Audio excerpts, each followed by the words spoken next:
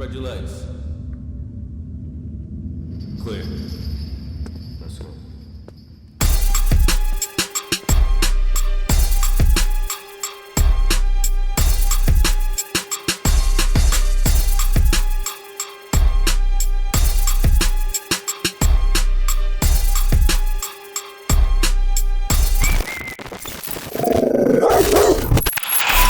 Bum, bum, bum, bum, bum, bum, bum, bum.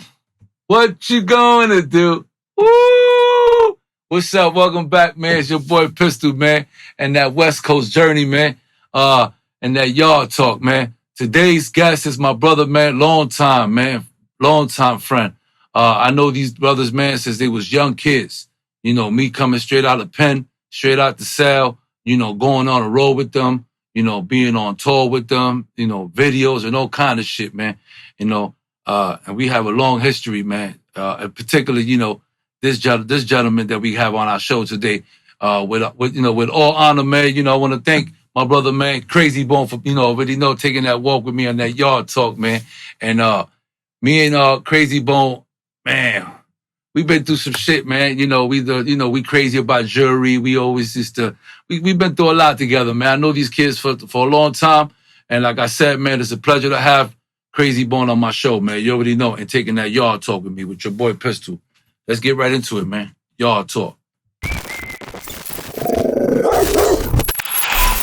When you in that Tampa Bay area, make sure you reach out to my boy Gus Torres, man. If you want anything that has to do with real estate, man, make sure you hit him up. You get the lowest prices and the finest houses, man. Trust me when I tell you. But don't forget to mention my name. You already know that Pistol Pete to get you that early discount. And that's my brother, man, Gus Torres. You already know, out in the Tampa Bay area. Make sure you hit him up, man. Sell, buy, invest, all that. Make sure you hit him up, man, because he focused with that out there. Tampa Bay, you already know, it's your boy Pistol, man. Get at me.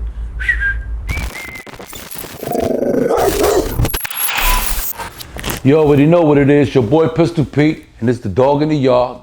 That yard talk. Today we got my brother, longtime friend of mine, Krayzie Bone from the legend group Bone Thugs and Harmony in the building. What's up, Craig? What's up, baby?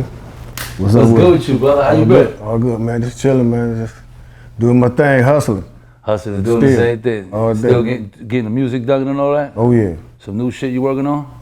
Always. Always. Always working on some new music, man, you know? Yeah. So, Craig, I wanted to, we gonna get into, as far as, you know, where you from and all that, and, you know, your childhood a little bit, like, you know, how many siblings and where you from, originally where you from and all that. And yeah, I'm from, originally from Cleveland, Ohio, the east side of Cleveland, Ohio. Got 2 brothers and 3 sisters. Yeah. One sister passed away, rest in peace. Okay. Yeah. How you call it out with your mom's dad? You know, you had your moms and your dad? Oh yeah. Pretty much like my whole like childhood? Yeah, my whole childhood. My mother and father was together. They split when I was like 16. Okay. 16, 17, yeah. What, I was already out on the streets by then, so you know, I was. Yeah, I was doing my own thing. At what age you started getting yourself in trouble and stuff like that? Wound up being in jail and. Shit, like around that time, like around 15, 16. Oh, around that same time, yeah. Okay, and how was that though? I mean, what you was doing? You was out starting to run around and do what? Man, just doing dumb shit in the hood. You know what I'm saying? Just whatever it was to do to make money. So you like sell drugs, robbing niggas, whatever we had to do. You know what I'm saying? It was just like that's just what we was doing in the hood. But we was our main focus was music. Everything we was hustling for, it was for our music. Like we wasn't just out there just like. Okay, yeah. So whatever whatever money you was making, you was investing in your music. Yeah, definitely. And investing in our staying alive. Okay. Real. So at what age you went to you actually went to jail and did any time? Man, it was I went to jail when I was 19. I was sentenced to 18 months, and it was I actually got off, man, like, you know what I'm saying, by the grace of God, because the whole incident that happened is the time I accidentally shot Wishbone. Okay. You know what I'm saying? I accidentally shot him with the 12 gauge. Oh wow.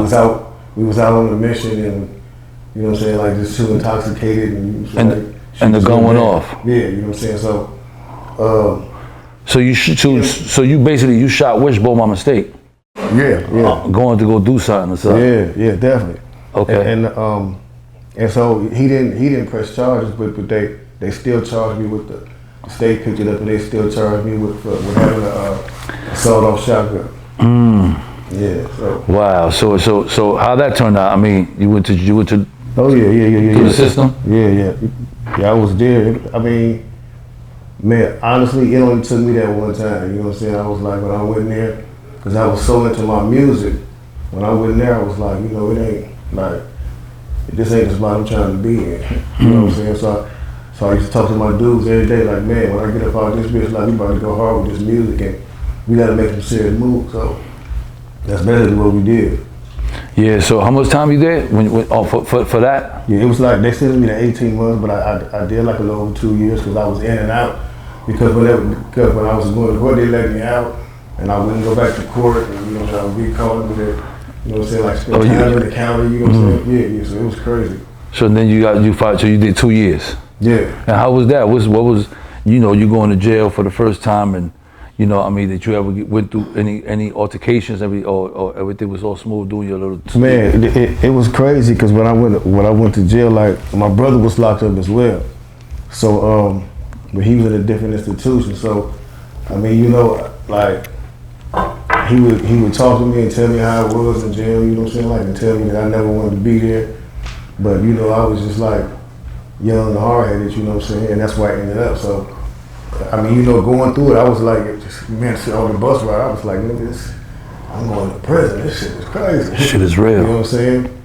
And we was like, and like when we was young, we looked like some little young ass kids, though. You know what I'm saying? Like some, like real young kids. Right. So, when I got there, you know what I'm saying? I mean, when I got there, it was cool, but I basically knew, like, you know what I'm saying? Like in Ohio, and most of the penitentiaries in Ohio, if you from Cleveland, like you good.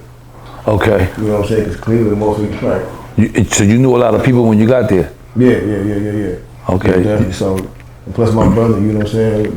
My brother was in the streets in Cleveland, so he was well known, so. Oh, okay. Yeah. So, did your time in prison, as far as like your 2 years that you did you get into any altercations as far as like, you know, fights or been to the box, or you went in and handled your business? No, man, I pretty much went in there, you know what I'm saying? I was in there and some dudes was like in there rapping. And then, you know, I just walked over there, you know what I'm saying? And like we were doing the beat, I just got the busted and like, everybody was looking at me like, yo, that shit crazy as fuck. It was like, man, that shit sound like it's on the radio. You know what I'm saying? And then when one of the OGs pulled me to the side, he was like, man, out of everybody in here, you the only nigga look like you ain't supposed to be in here. He was like, so when you get out of here, don't come back. I was like, you ain't gotta tell me twice. That was real?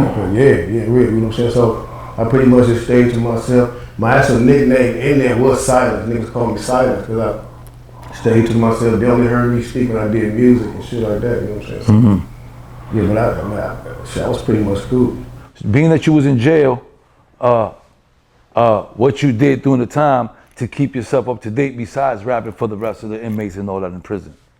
Man, mainly what I did was read and just wrote lyrics, you know what I'm saying? That's actually where I came up with the idea of the Bone Thugs-n-Harmony flow, is when I was locked up in prison, you know what I'm saying? Like, what you mean? What do you mean? Like? Yeah, no, I wasn't, and this ain't even when I went to prison. This is when I was locked up. When I first caught the case, I was locked up in the county, and I was there for a minute. You know what I'm saying? So I was like, I was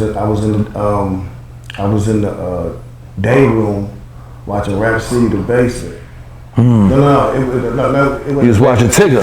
It's the one with the mayor, the dude. Okay. He do funny dance and shit. Yeah. Okay. That dude. So I'm watching that, and Big Daddy Kane come on, and Big Daddy Kane do a line, and shit was like crazy, where he was like, where he twisted, he was like, da-da-da.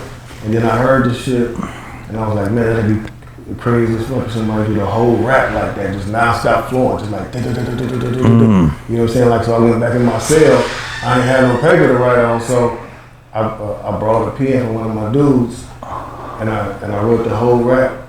Actually, the rap that I sent to Eazy E on the phone, I wrote it on toilet paper. Wow. And myself, you know what I'm saying? So yeah, it was crazy. That's crazy though. That's real though. You know what I mean? That you was writing that shit right on the toilet paper. Yeah, bro, on toilet paper. I had like toilet paper, and that's actually the only thing I took when that's the only thing I took when I when you left when you walked out of prison? Yeah, I took those legs in that toilet paper and just bounced like for real. Yeah, that's what I'm so then you came home. What year you came home that you remember? How old you was? I came home and I went in like 91 and came out like 90, began 93. And before you came home, did you ever seen anything in prison that you could remember, as far as any violence, anything that you'd be like, yo, you know what? I seen some, whatever it is, you might see. Oh yeah, man, it was a lot of fights. I saw a dude get stabbed and tossed off a balcony. You know what they flipped him off the? Yeah, from the second floor. It was wild. Did you know what was? I mean, what was? No. I just seen it happen. I was just like, shit. You know what I'm saying? We sat at the table playing cards, and then got talk. I looked up and turned back around, kept playing cards. You know what I'm saying? That wasn't my business. Yeah, of course. So that was crazy. Yeah, for real. So so you came home and what year you say you came home? Like 93. And what? Since you came home, you never went back? No. Hell no. Okay, so what you did when you came home? I mean, what was the process? You know, and I mean, staying home. I know you've been around other people that have been in and out of prison and or probably getting in trouble. How you kept away from I was talking to the only niggas I was talking to in jail was my bone brother. So it's like, and we was plotting the whole time I'm in there. I'm like, yo, brother, when I get out of here, we gotta get the fuck out of Cleveland. Like for real, if you want to make our music pop, we just gonna keep coming back to this bitch and we ain't gonna end up dead. So we gotta make a move.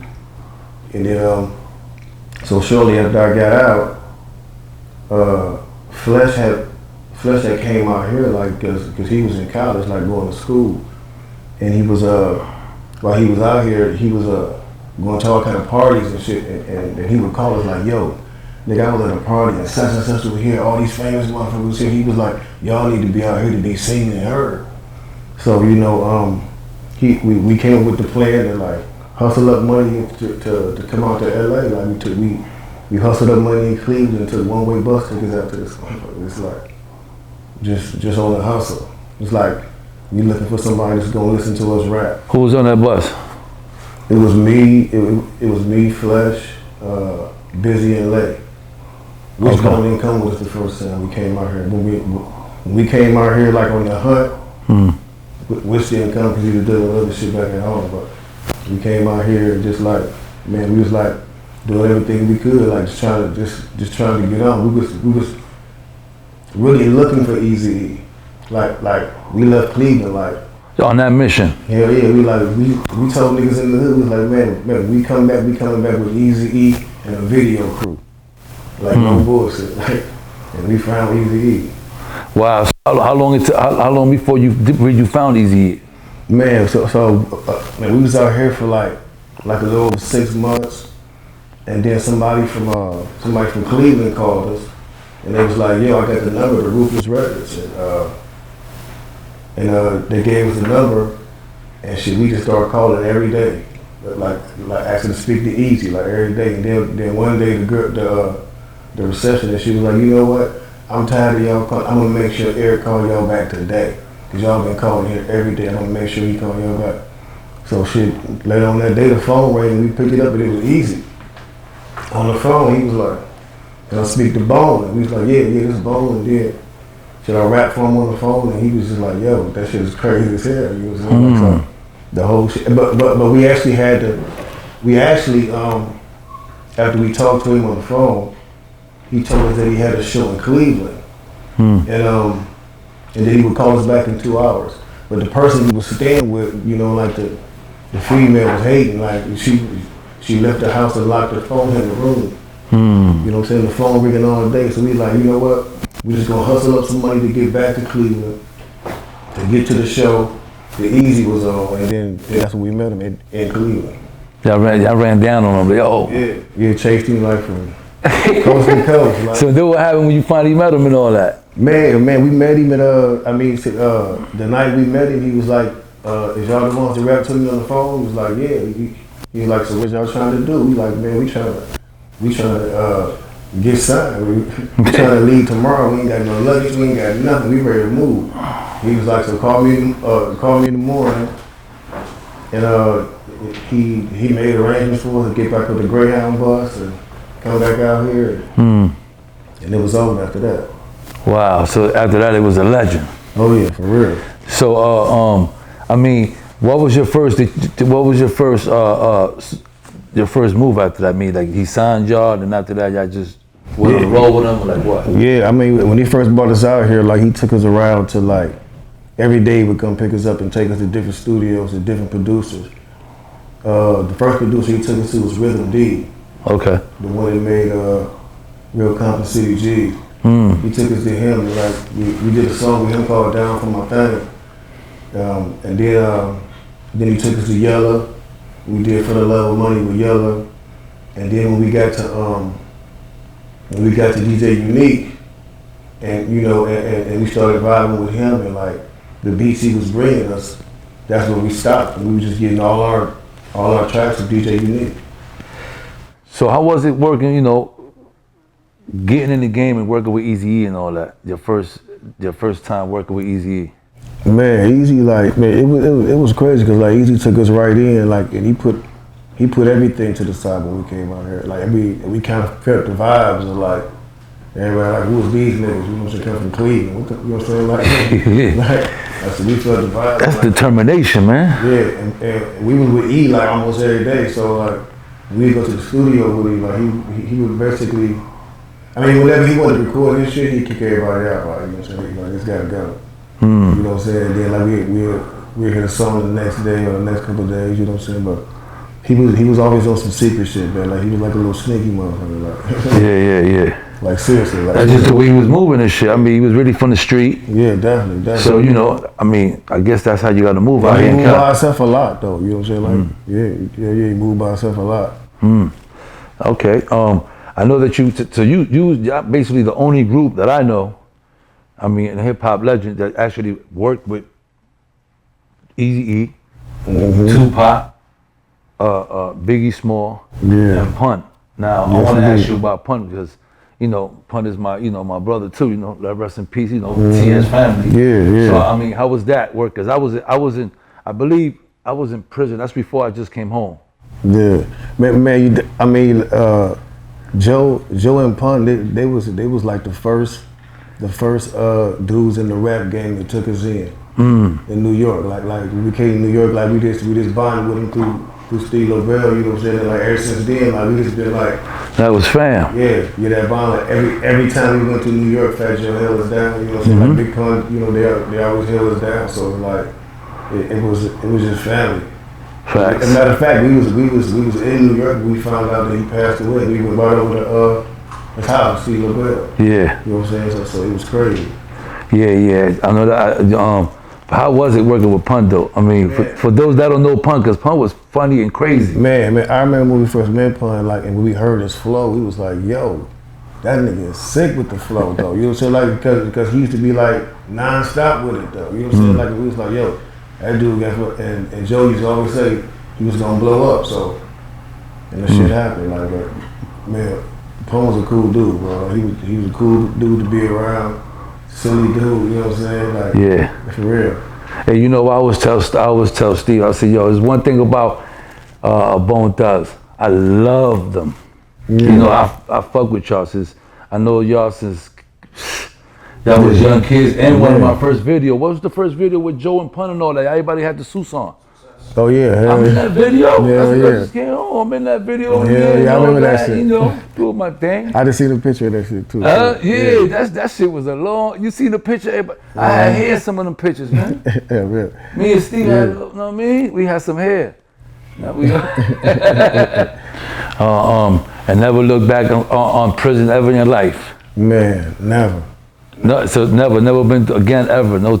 I mean, you know, like I done had little situations to where, you know, like just little bullshit like DUIs or okay. shit like that. But man, you know, I'm done with that. What would you say to any youth out there, that's just doing them and they're not really listening and they just, doing them, the ignorant stuff.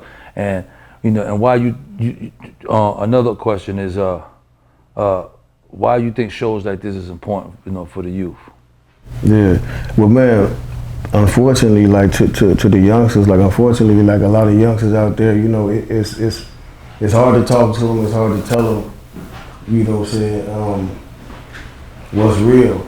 And sometimes experience has to be that teacher. You know what I'm saying? And it could be a rough experience, you know what I'm saying? And they can get over it, and it could be easy, but like sometimes people just gotta learn the hard way. For those that don't want to listen, you know what I'm saying? For those that do want to listen, it's just like you gotta. It's way more to life than the streets. Hey, Krayzie, you've been all over the world, man. Like y'all guys have sold over 30 million records, man. Y'all one of the most legendary group of all time. I mean, you guys believed in yourself and all that, and it's so crazy, because you started off wrong, but you corrected it early, you know what I'm saying? Yeah. And that's what it's about, you know what I'm saying? Definitely. And never looking back. Definitely. And what's as far y'all the only group that really actually work with Tupac and Big, right? Right. Yeah. Definitely. Now, how was that? How was that experience on me? Man, it was crazy. It's like, at the time wasn't really looking at it like, you know what I'm saying, this was gonna be legendary. You know what I'm saying? Like we was just rocking out with him because we was cool with both of them. You know what I'm saying? Like we was a fan of Pop because he was obviously in the game before we was, so we was already a fan of him. And Big, us and Big, we came up together. Like we used to rock the same radio shows together. Like, so we would always see each other and rock out with each other. So I mean, man, that's a blessing. You know what I'm saying? For them dudes to be who they is today. Right. Yeah. Yeah, and y'all being a part of actually working with them in the studio. Definitely. It's not like there's a difference between the way you do it now, where people send a song, they email it. You know what I'm saying? You don't really vibe with the guy, don't really know him too well, but he just doing it because you hot. It was a different vibe. Y'all was all there together with Biggie, working with it. You actually laid down together, and plus with Tupac. So that was legend. You know what I'm saying? Oh well. And nowadays, what y'all guys are still doing? Like, I mean, like, what's the vibe as far as the Bone Thugs? Where y'all at with it? I mean, man, like with this COVID shit, done had you, I didn't have to tap into my inner hustle, man. You know what I'm saying? Had to get out there, you know what I'm saying, and just like explore other options and just I've been doing like a lot, you know what I'm saying? I got the strand, you know what I'm saying? My new strand, Lee's a legend, you know what I'm saying? That I've been working on. I got a podcast that I do called Truth Talks. Okay. Where we talk about all kind of like these subjects, though, not none of that crazy shit. You know what I'm saying? But, right. And man, also just doing music. I'm doing music, producing artists, and okay. I'm still deep in the music. That's my first look. That ain't going nowhere for real. Yeah, that's your passion. That's what's up, man. And as far as family, how many kids? I mean, how many kids you got now, I mean, man, I got 9 kids. Okay. I got 9 kids. I got 5 girls and 4 boys. Okay. Everybody good? Yeah. Everybody blessed? Yeah. And a stepdaughter, so it's really 10, yeah. Oh, okay, cool. All right, well that's what it is. I wanted to ask what you feel about as far as prison reform. Do you think it's necessary? Yeah, man, definitely. You know what I'm saying? It's definitely necessary. You know what I'm saying? With my cannabis brand is one of the things I'm doing as what I'm saying, as part of the program, is reaching out to people who may have got sentenced, like marijuana, with marijuana crimes, like giving them jobs, like when they get out. Yeah. And trying to help them get their record expunged. That's what's up, man. Because the shit is legal now, so we done paid the price for the shit, though. You know what I'm saying? But, facts. Yeah.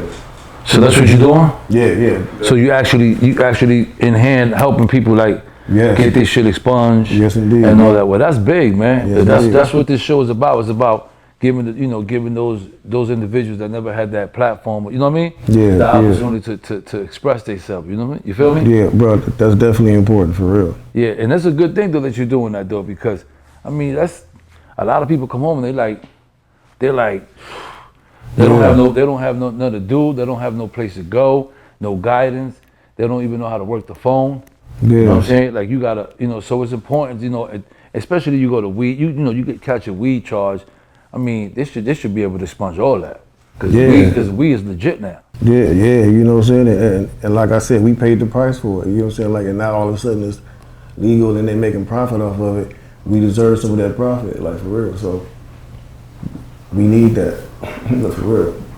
Okay. How you call it?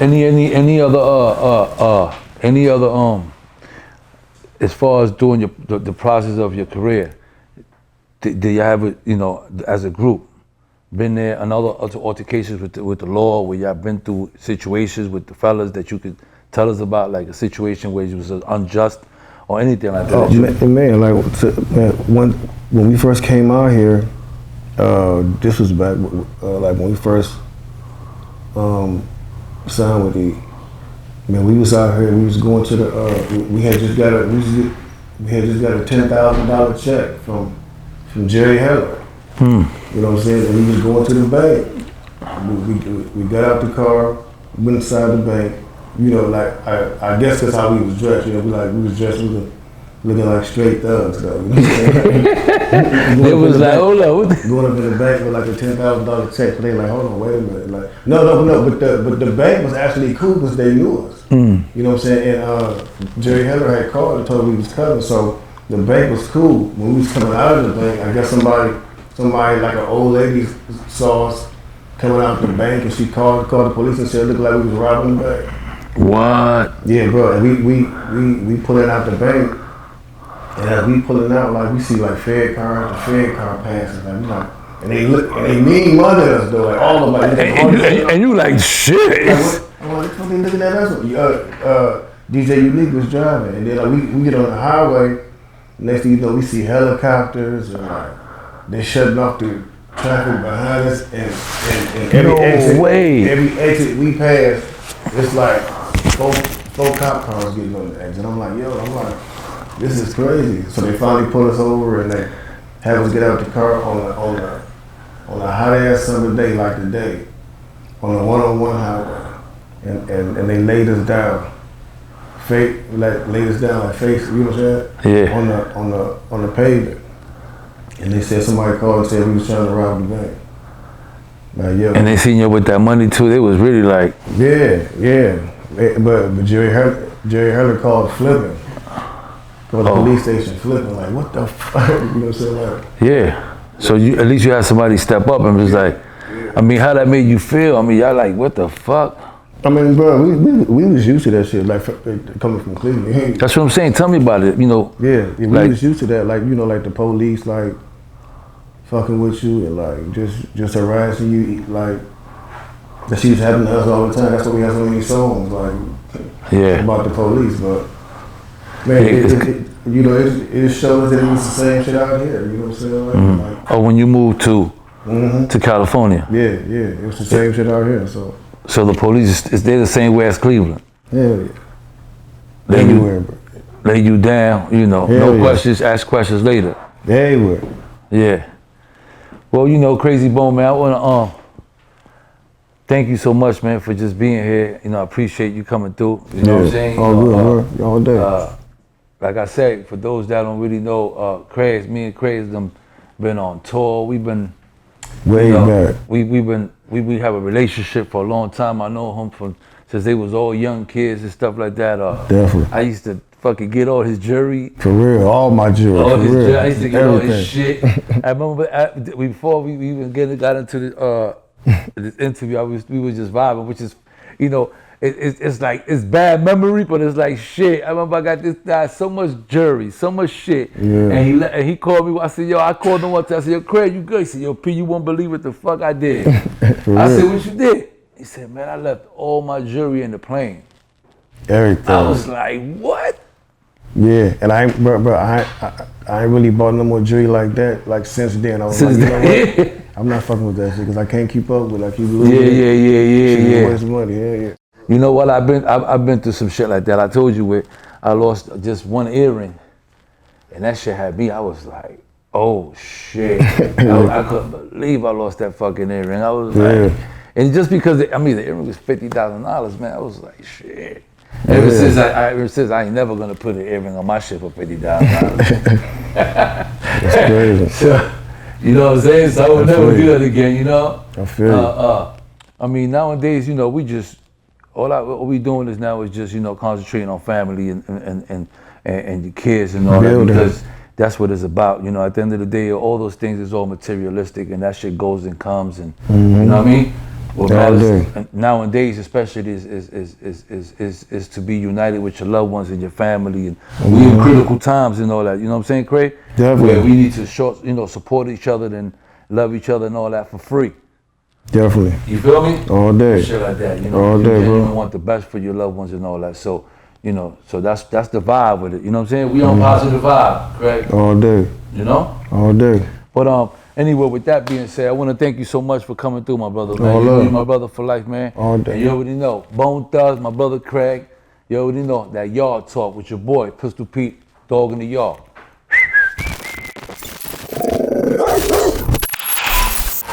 What's up, man? Welcome back. It's your boy Pistol, man.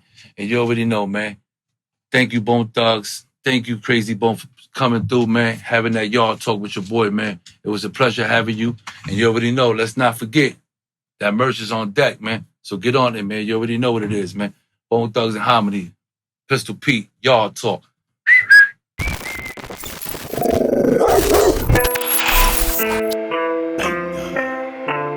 Splash. 1, 2. This is a step. This is how gangsters do it. Splash. Step. 1, 2. I'm in a whole lot of zones. They look like colonoscopes. I got the white for the white boy that's sniffing the shit, then he ski down the slopes. I got the can for that lady that thinks she could take it, but know that she can't. I got that work for that work that's gonna work right after it works. Look, I put